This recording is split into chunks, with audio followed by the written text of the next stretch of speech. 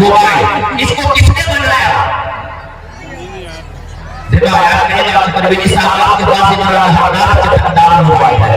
हम ये कौन हकदार चटकदार मोबाइल तो बहुत पुराना है। समझ में बात हमारी? तो इसको किसने बनाया? किसी इंसान ने बनाया। बनाने वाले इंसान जो इस मोबाइल को बनाया है उसके जिस्म का कोई हिस्सा है, हाथ पांव नाक कान कुछ भी है इसके अंदर? नहीं है। बनाने वाले का इसके अंदर क्या है? नहीं बोलेगा तो हक नहीं मिलेगा। तुमको बोलना होगा, हक के लिए बोलना होगा। नबी ने हक की आवाज लगाई है, सहाबा ने हक की बात लगाई है, हक की सदा लगाई है। तो उस नबी की उम्मत हो तो सहराओं में जाकर के हक की आवाज को बुलंद किया है, तो जंगलों में जाकर के हक की बात को बुलंद किया है। बोलना होगा। तो बनाने वाले इंजीनियर का इस मोबाइल के अंदर जिस्म का कोई हिस्सा नहीं है, बल्कि उसकी कारीगरी, उसका हुनर इसके अंदर है। इसी तरीके से कायनात में जितनी भी चीज बनाई गई है वो ईश्वर ने बनाया है।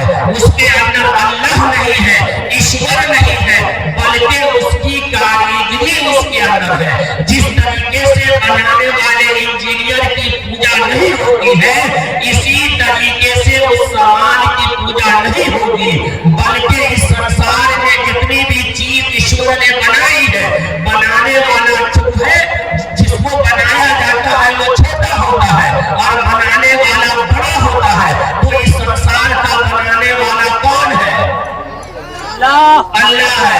तब पूजा इस मोबाइल की होगी या फिर अल्लाह की होगी? हमारे हिंदू भाई के किताब यजुर्वेद काल नंबर 40 अध्याय नंबर 9 अंधन तमः पेरावसंते असंभूते विपासते ततो अभुञ्जाए गतियामतः।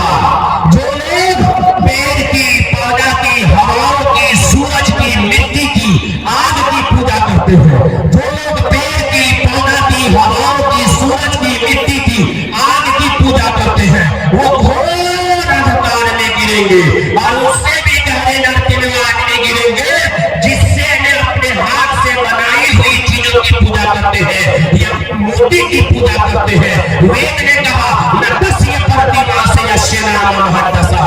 उस ईश्वर की कोई मूर्ति नहीं है, उसका कोई खांचा नहीं है, वो निराकार है, वो निराकार है। कुरान ने कहा अल्लाहु नूरुस समावाति वल अर्द। अल्लाह एक प्रकाश है, एक रोशनी है, वो दिखाई नहीं देता।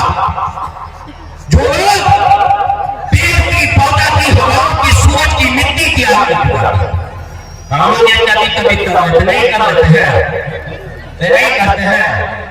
वे मुहर्रम बनाते हैं ना, हमारा वे मुहर्रम मनाते हैं ना।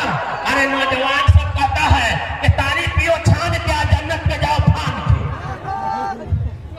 बाप ने मुहर्रम में तारी पियो छान क्या जन्नत में जाओ फान के। मुझे सब बनाना है, लेकिन बनाया आपकी बात नहीं सुने क्यों? हमको तो वहां जाना है। जब ताजिया आप बनाते हैं तो मां बहन उस पर लाइट फेंकती है, मूली फेंकती है, पैसा फेंकती है। होला का हमारा बेटा अगर होती ना तो ताजिया बना दे। लीजिए हमारा काम अगर हो जाए तो अल्लाह 2 घंटा जो है ताजिया बना देंगे। मान लिया है तो लड़का सब नौजवान सब जिसकी शादी हो गई ना, वो तो एक शायद आवरो कहता है कि दूध में छाली नहीं तो दूध पीना बेकार है, अब शादी नहीं तो ससुराल में जाना बेकार है। लीजिए ये मुहर्रम में आएगा। क्यों? हमारी माँ बहन भी यही काम करती है।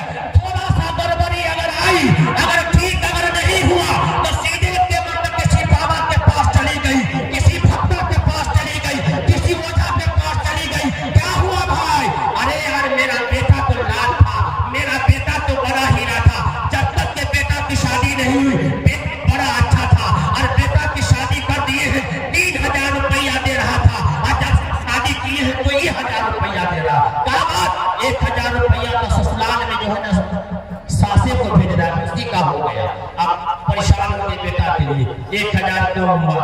क्यों भाई शादी हुई है तो बीवी को देगा ना।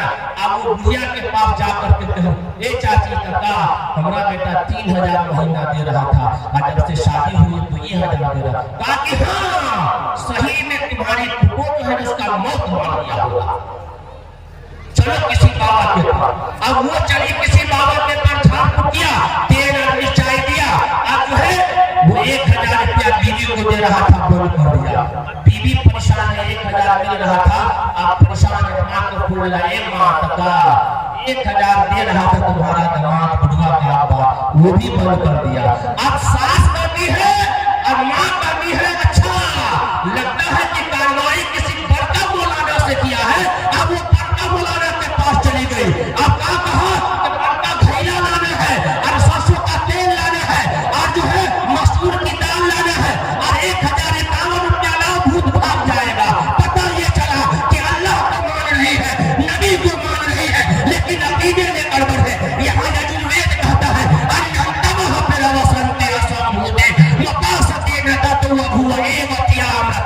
जो लोग एक अल्लाह को छोड़ करके, एक खुदा को छोड़ करके, एक परमेश्वर को छोड़ करके अगर कई खुदाओं की पूजा करते हैं, अपना मुश्किल गुस्सा अगर मानते हैं, तो आप ऐसा व्यक्ति न इस दुनिया में सुख पाएगा न मरने के बाद सुख पाएगा। ये हमारे हिंदू भाई की पुस्तक कहती है, मर जाइए लेकिन किसी भक्ता के पास नहीं जाइएगा, अल्लाह जाइएगा, अल्लाह से कहिएगा। सही सही कहे कबीर दे कहेगा, हकीकत में वो ईश्वर एक है, उसी एक के सामने साष्टांग प्रणाम करना है, उसके सिवा कोई नहीं है। तो हमारे जो है पंडित जी कहते हैं कि मौलाना हम वहां तक जाने के लिए सहारा लेते हैं, हम कहते तुम्हारे ग्रंथ में ये बात नहीं लिखी है, फिर बात को मानते क्यों हो? कहा हमारे पंडित जी ने कहा तो वो अनुभव बना हुआ है। ये क्यों? एजुकेशन न होने की वजह से, तालीम होने की वजह से ये बात सामने आ गई है। ऐ मुस्लिम को अब तुझे ईमान को बचाना है और हिंदुस्तान में अगर जीना है, अपने बच्चों के मुस्तकबिल को अगर बचाना है, तो आपको तालीम लेना होगा और दीनी तालीम आपको हासिल करनी होगी, जहां से अल्लाह की पहचान कराई जाती है। एक बात हम सब